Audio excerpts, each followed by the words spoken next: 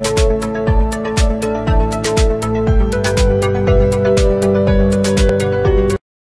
bonjour à tous.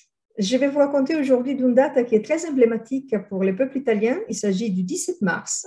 On y fête la naissance de l'État italien en tant qu'entité politique qui a eu lieu suite à la proclamation du Royaume d'Italie en 1861 à Turin. L'Italie n'a pas été toujours une république.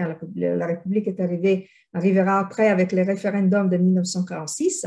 Mais au départ, il s'agit d'un royaume sous la monarchie des Savoie, une des plus anciennes dynasties royales européennes.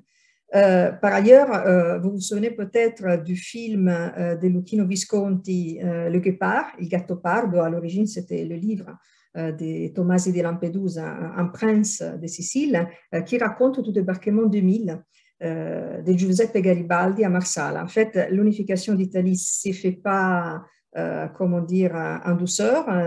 Ça assume souvent les contours d'une véritable guerre civile. Tout le monde ne voulait pas une Italie unifiée. Et donc, du coup, c'est l'histoire de cette expédition des Gilets rouges qui arrivent, qui débarquent à Marsala et qui après remontent pour conquérir la Sicile et le reste de la péninsule en 1860. Dans Les Guépards, dans les films, vous retrouvez Alain Delon, Claudia Cardinale, les princes, celui qui interprète les princes de Salines à Burt Lancaster et Terence Hill, que vous connaissez peut-être. Son véritable nom, par ailleurs, c'est Mario Girotti, parmi les autres. En réalité, ce n'est pas à ces moments-là qu'il s'est fait la véritable unité nationale.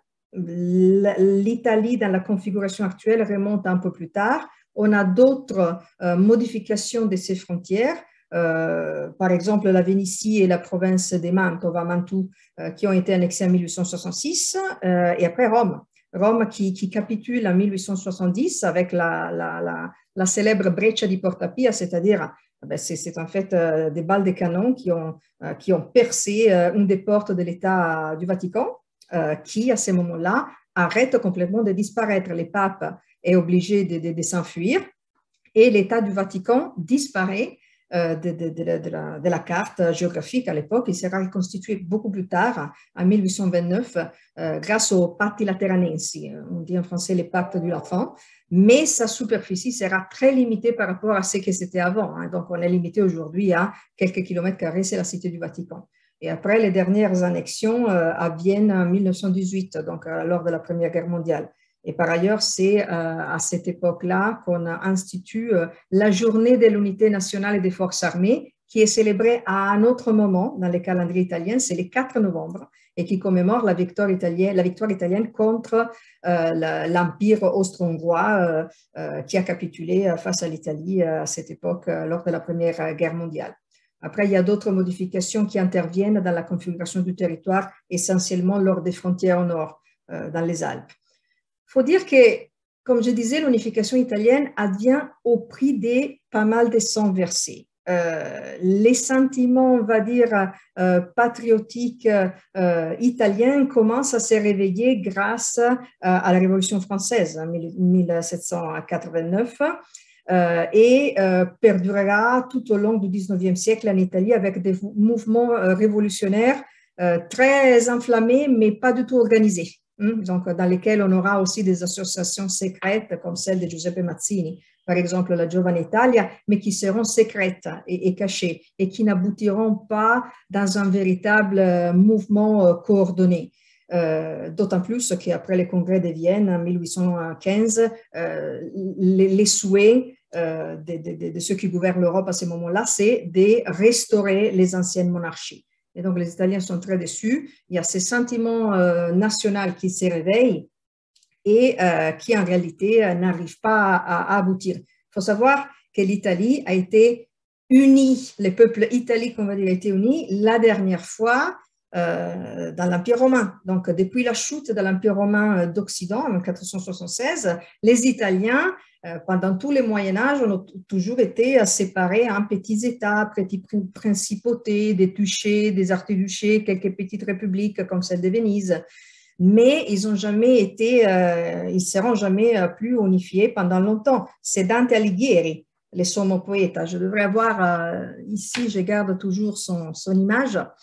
voilà, il sommo poeta, c'est celui qui écrit la Divina Commedia, ce fut le premier qui rêvait d'une Italie unifiée, bon, un bon catholique qui rêvait d'une Italie unifiée sous l'autorité du pape, évidemment, et qui avait compris qu'un des éléments, des marqueurs, on va dire, importants de la cohésion nationale, c'est la langue. Et donc, il y avait beaucoup de dialectes, de langues qui se parlaient en Italie à l'époque, parmi lesquels le latin, qui était plutôt la langue de la culture, de l'Église, etc. Et après, il y a une langue qui commençait à se faire savoir, qui était considérée la langue du peuple, la langue vulgaire, vulgus, c'est le peuple en latin. Il décida d'écrire sa Divina Commedia, la Divine Comédie, en langue vulgaire, pour que tout le monde puisse la comprendre. Donc, Dante Alighieri est considéré comme le père, pas seulement de la poésie italienne, mais même de la langue italienne et un des pères fondateurs, au moins idéologiquement, de l'Italie. D'un point de vue plus politique, en revanche, quelques siècles après, au XVIe siècle plus précisément, c'est Cesare Borgia, parce qu'à l'origine la famille était catalane, le fils illégitime de Rodrigo Borgia, qui était élu sous le nom de pape Alexandre VI, qui avait comme rêve de lui, vraiment, d'un point de vue politique, unifier l'Italie. Par ailleurs, il avait épousé l'aristocrate française Charlotte d'Albret, obtenant comme ça les titres de duc de Valentinois. Et grâce à ce mariage, il a pu faire une alliance avec Louis XII de France, qui à ce moment-là avait mis fin à ses revendications militaires sur le territoire italien. Bon, malheureusement, pour plusieurs raisons, il est mort avant de pouvoir réaliser son rêve. Mais son entreprise et ses gestes ont inspiré à Niccolò Machiavelli, le célèbre écrivain de l'époque, qui lui a dédié son œuvre principale, qui est connue en France sous le nom du Prince, Il Principe. Il est important de savoir que dans l'histoire, personne n'a jamais voulu d'une Italie unie. Depuis la fin de l'Empire romain d'Occident, l'Italie a toujours été une terre de conquête pour les autres États européens, notamment l'Espagne, la France et l'Empire autrichien. Pourquoi? Essentiellement pour des raisons géographiques et politiques, puisque l'Italie a toujours représenté la ligne de démarcation entre l'Est européen et l'Ouest, mais surtout les ponts sur l'Afrique et sur ses richesses. Notamment à une époque, on commençait à avoir les premières expéditions et après les premières colonisations en Afrique. Par ailleurs, même les papes et l'Église ne voulaient pas d'une Italie unie pour ne pas perdre les pouvoirs politiques. Donc, pour toutes ces raisons, si normalement l'unité politique suit généralement une unité nationale plus ou moins déjà consolidée, en Italie, dans la réalité, la constitution du Royaume d'Italie n'a été que le début d'une coexistence qui n'a pas été toujours très pacifique.